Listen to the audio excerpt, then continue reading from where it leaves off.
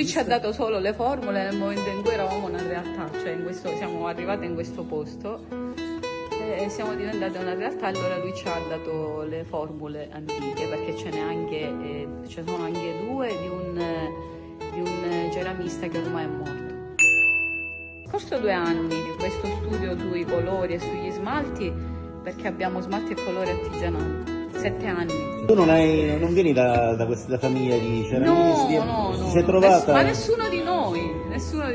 Ci siamo trasferiti dopo il corso e tutto quanto, ci siamo trasferiti in un capannone qua fuori paese. C'erano gli animali, capito? Quindi l'abbiamo adibito un pochettino, passando la calce nei muri, fatta da noi, colori fatti da noi, dai muri, insomma.